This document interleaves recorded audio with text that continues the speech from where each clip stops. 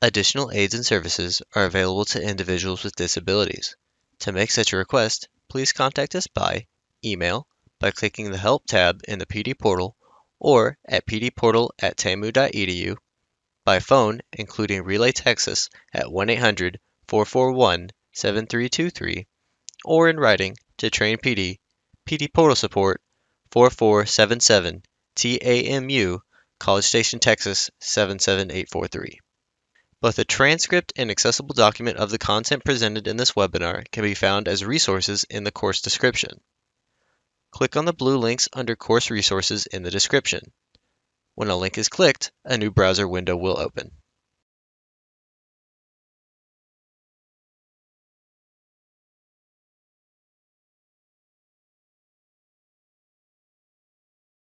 We are talking about visual discussions and debates with Kialo today. So today we have two objectives. First, we want to understand the key features and the functionality of Kialo, and then let's identify how you can apply Kialo to a lesson or discussion in your current role. So the first question is, what is Kialo? So if we're not familiar with what this platform is, it's an interactive discussion platform. So it helps you to either facilitate classroom debates, you can use it for assessment purposes, you can use it for collaboration, or even to teach critical thinking skills. And you can do all of that through this discussion platform. And so I'd like to share with you a video about Kialo. So what you see on the screen here, this is the Kialo logo. But I'm going to take you over to a video so we can really just kind of get an idea first of what we're talking about before we dive into the details about Kialo. Welcome to Kialo, the only platform designed specifically for rational debates. Here on Kialo, you can debate anything, big or small, from the hottest political topics to important company decisions. Kialo is designed to keep discussion balanced with clear, concise arguments from both sides. That makes it easy to weigh the pros and cons without all that editorial noise. Kialo's unique structure allows you to dive as deep into a debate as you want. Just click on an argument and all the supporting and opposing points are displayed clearly, so you can have small, targeted debates or wide-ranging discussions with hundreds of arguments, all without losing sight of the main issue. The arguments are arranged according to their impact, so the strongest arguments, as judged by users, appear at the top. If you want to add a new argument, just click the plus. It's easy. Everything is kept neatly organized so you can quickly understand a debate even when you join later, because instead of having to make sense of a giant email chain or forum thread, you can pop in and see the best arguments for both sides. You can browse hundreds of active discussions or create your own. And then start debating with your colleagues, your friends, or the whole world. Only invited users can approve suggested arguments, so it won't get overtaken by trolls. With Kialo, you can easily visualize every aspect of a complex debate, so you can be more thorough and more thoughtful about the issues that matter to you and the world. Empowering reason. Kialo. So that will just help us get an idea of really what Kialo is and how the platform functions to facilitate discussions. Let's talk about the different features of the platform.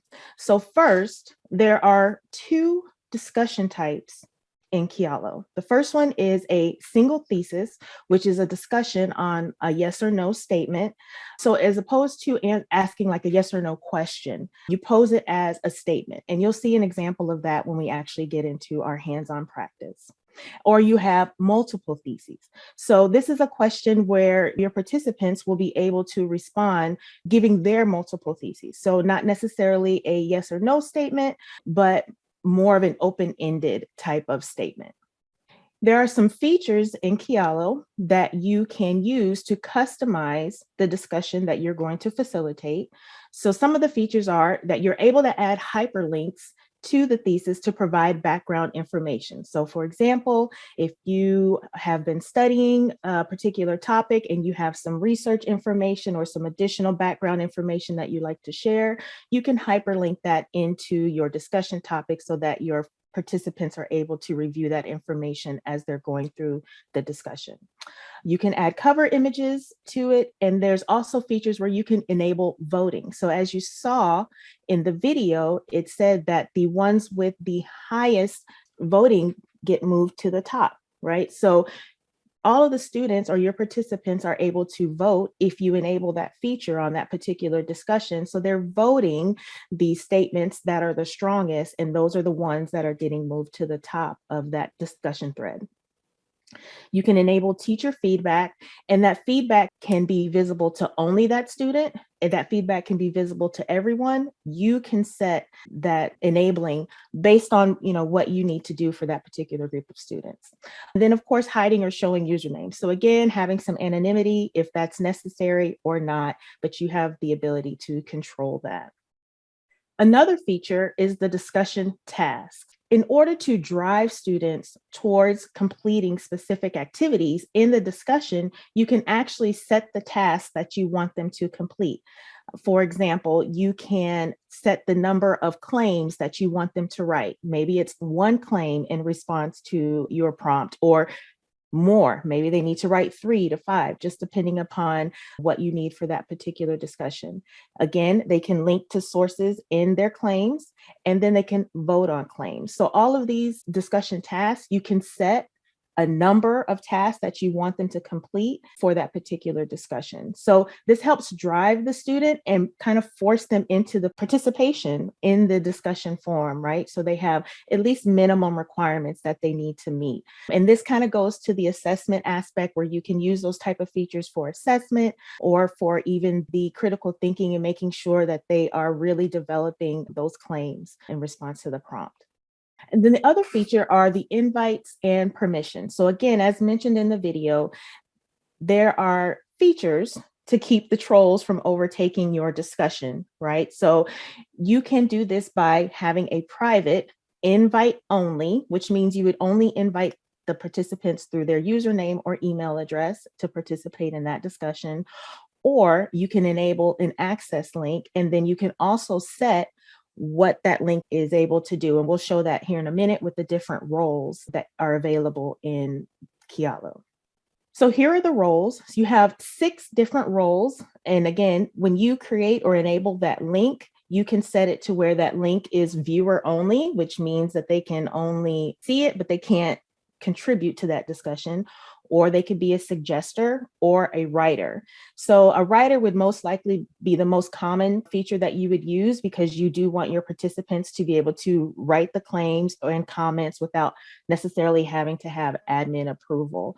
Because a suggester would mean that their responses need to be approved by admins before they're shown to the rest of the class. So that would be the difference between the suggester and the writer. Then you also have an editor. So the editor now has a little bit more access where they can edit and delete claims of other users. So that might be more of a person, or depending upon the type of activity that you're facilitating, someone who is kind of helping almost admin, but in an editor role. And then the admin, they can invite and remove participants and approve the suggested claims and comments. So an admin basically gives another user the same rights almost as you, except for being an owner, which of course the owner is the person that cannot be removed by any other admins. Do you have to assign a role as editor, admin, or owner to a student, or can they just not be assigned a role at all? You will need to assign them a role because they need to know what kind of access they have. So when you invite them or you give them the link, you're setting what that's going to be for that particular discussion. So what their role is. So looking at this slide, what do you suggest I would assign the role for a student here? Mostly, I would suggest the writer. That's going to be the most common role that you'd be using with students, because you want your students to be able to write their claims and then make comments on the discussion thread. Yeah, depending upon maybe the level that you're working with, or the specific lesson, what it entails. Maybe you need to approve comments or claims before they're posted and shown to others. So then you would have the suggester. But if you don't, and you just want your students to be able to participate in the discussion freely, it would be the writer. So once you are here at the single thesis practice, you're going to see some background information. So the background information tells you about the statement that I've posted here is Texas has the best barbecue. Okay, so there's some background information for you to be able to state your claim as to whether you agree. So that'll be your pros or cons, disagree with that statement, and some background information if you're not familiar with the other styles of barbecue in the US. There's a link that what are the 4 prominent barbecue styles in the United States? And you can look at that, and then you can respond with your claim. So once you've logged in or created your account, then you'll be able to respond to the claim. Now you see the pros and cons. So to add your claim or your statement, you're just going to click the plus sign for the pro, again, if that's in support of this statement, or the con, if it's not in support of that statement, and add the plus sign, and then type what your claim is. You can even include links, as they mentioned. So maybe you have some articles or something that you have to back up your claim, to support your claim. You could also, as a student, add a link to that particular thing. When you're setting up a discussion, if you want names to show or if you want anonymity, you can make that decision when you create your discussion. I'm just going to now start kind of going over what we're seeing on the screen. So this is our discussion, and this is what a discussion would look like for the single thesis discussion. So again, we have our yes or no statement. So if you asked it as a question, does Texas have the best barbecue? Yes or no. The statement, Texas has the best barbecue, and you can agree or disagree with that statement. And so on the pro side, we have 3 comments here, or 3 statements. So Texas barbecue is the best because it is usually smoked with the Texas native tree wood, like pecan or mesquite. Yes. Texas barbecue is tender and delicious. They do not make it like that in Colorado. Okay. And Texas barbecue styles are not restricted to a particular kind of sauce or type of meat, whereas other states tend to stick to one kind of sauce. Yes. Oh my gosh, it's so beautiful. And now you have your cons on the other side. So again, against this statement, it comes down to how the meat is prepared. I'm not a Texan living in the DFW area. I've tried many places. 3 out of 10 have been good. Still waiting to try a couple of places. And do not like vinegar barbecue sauce either. Hashtag Chicago. Okay, so side note, that's kind of where I'm from. Since I was about 15, I lived right outside of Chicago.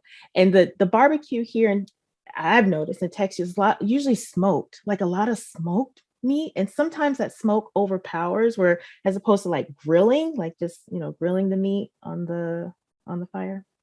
I don't know, stop eating meat, so I really don't get barbecue anymore. But I noticed that difference as well. It's a lot of smoked meat here. Texas barbecue has too many calories. Oh, and you included a link to back up your statement. This is awesome.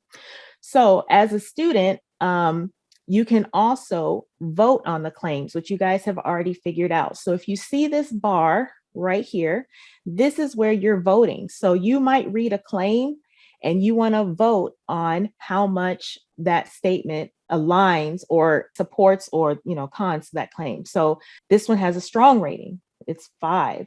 This one has a 3. This one has not been rated yet. This one over here. On the con side, this one has been rated, the first one, and then we have another one that has not. So you guys have already figured out where you can vote.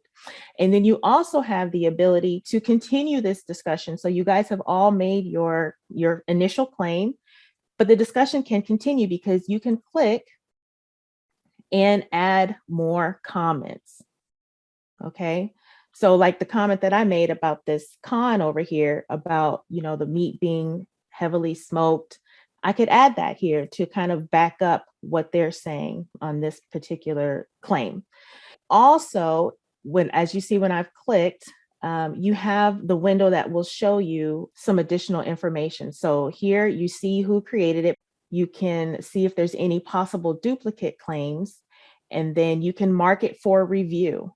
So in this case, it's telling you that you need to have editor rights to mark it for review. If they did, you could mark it for review because maybe it's not a related claim, or maybe it's something that's inappropriate that happens. But you have that ability too if you have been given that role.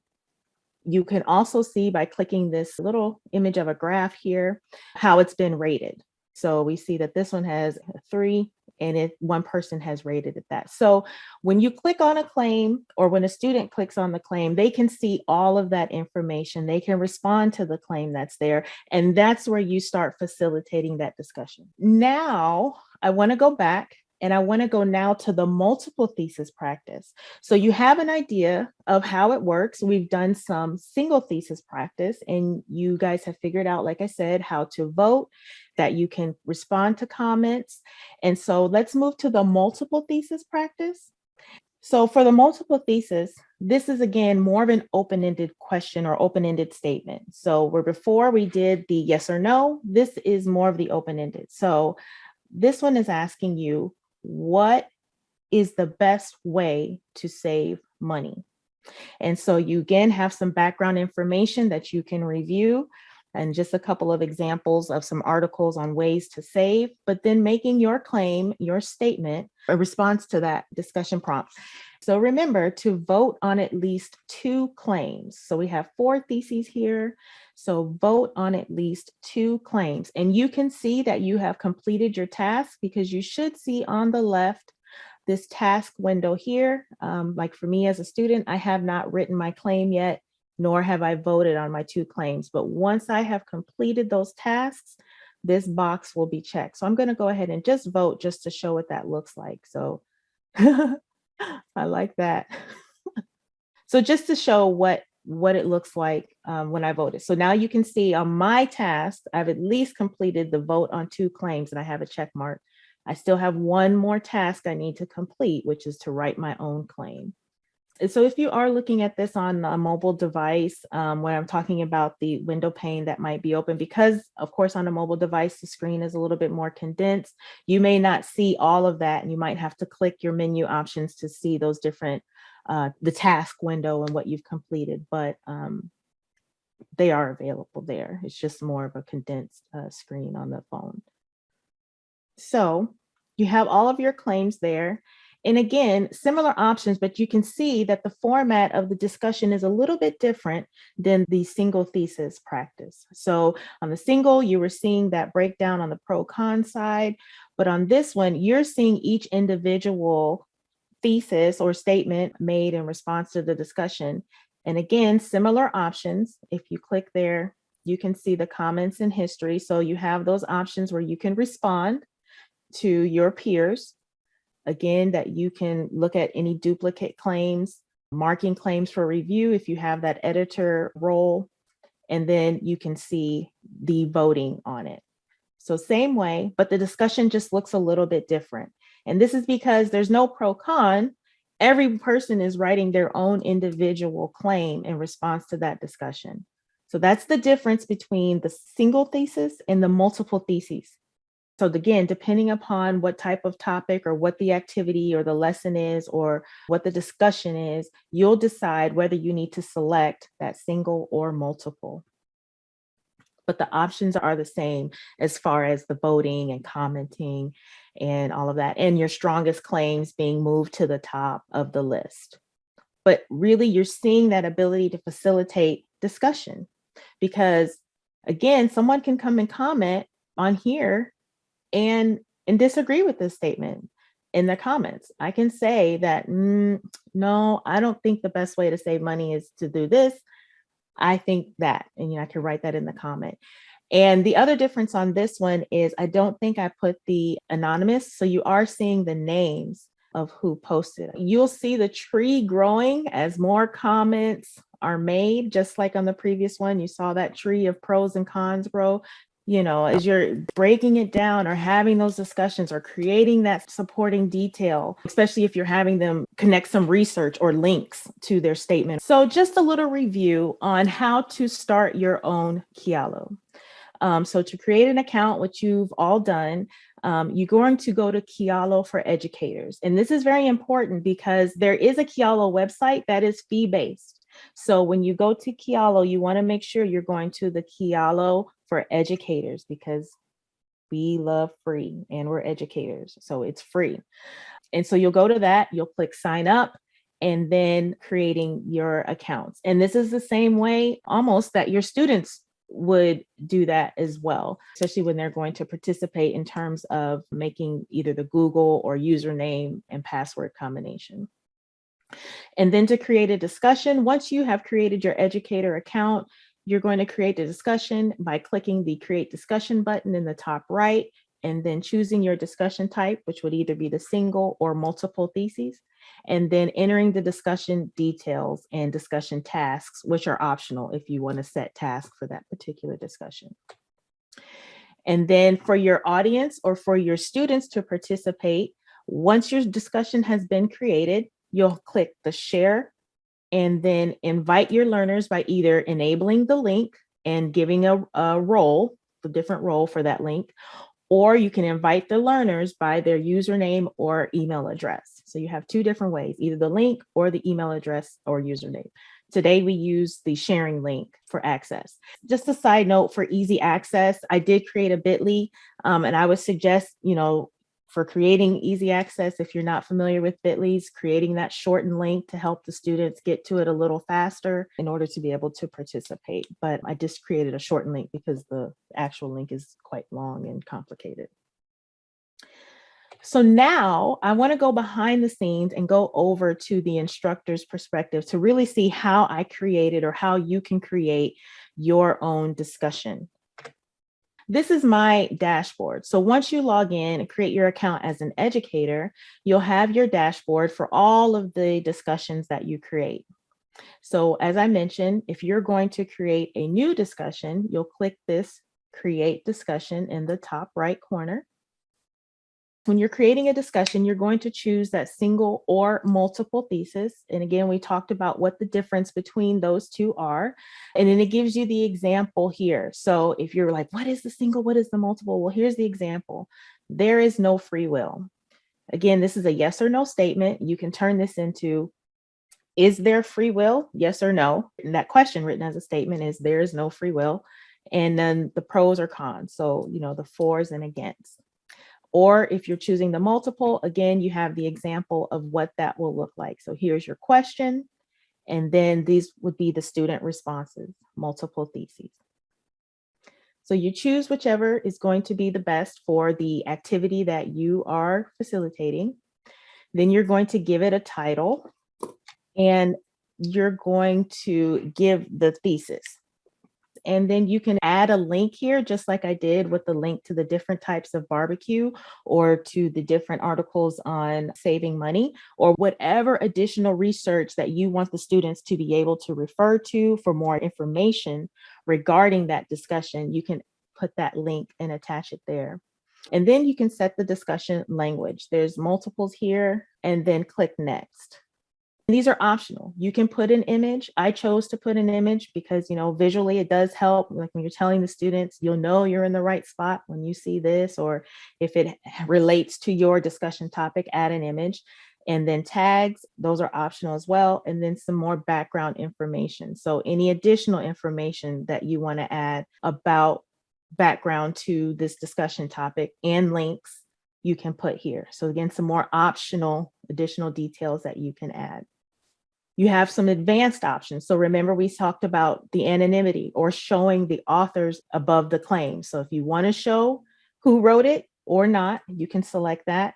If you want to enable voting, you can, and then you can see who the votes are visible to. So if you want everybody to see how each claim was voted, you can do that. You can only have the admins be able to see what the voting has been, or if you only want the voters themselves. So again, you have multiple options to set how you want it for your particular discussion activity, and then enabling the teacher feedback. So again, the visibility to who is able to see the feedback that you leave on the claims. So you can make it only admins, you can make it the admin and the author of the claim, or you can make it to where everybody can see the feedback that you leave on the claims.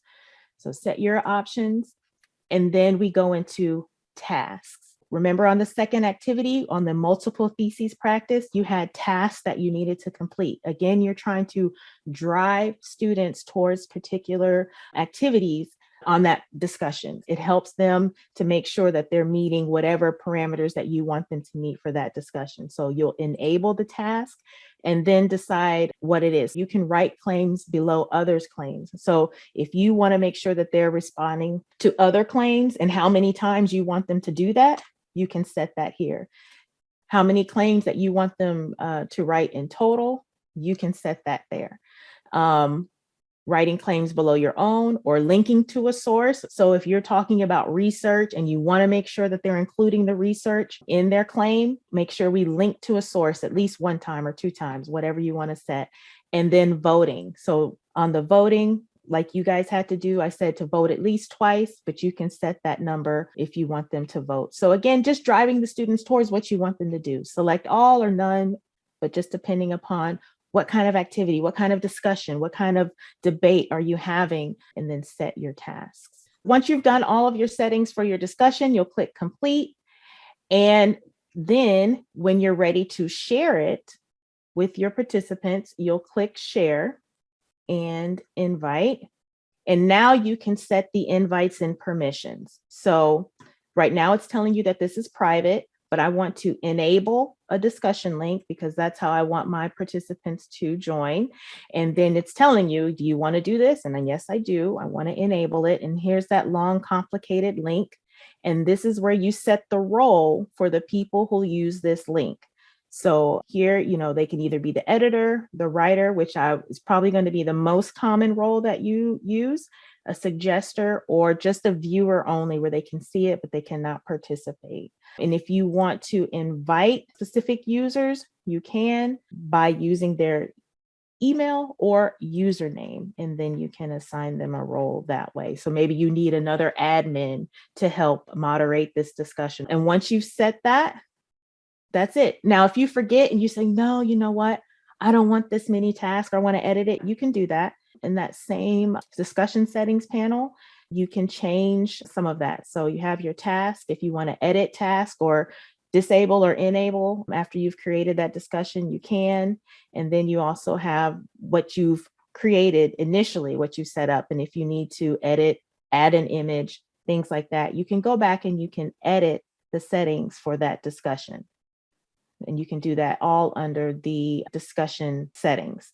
And one other thing I want to note down here is that, you can set a start and stop for the discussions, which is really cool. So maybe there's a homework time that they need to do it by, or, a deadline, and you have this particular window for this assignment, or it's an assessment, or what have you. You can set a start and stop for that particular discussion. You have a lot of ability, again, to kind of customize and make it fit to what fits your needs for that particular lesson or activity.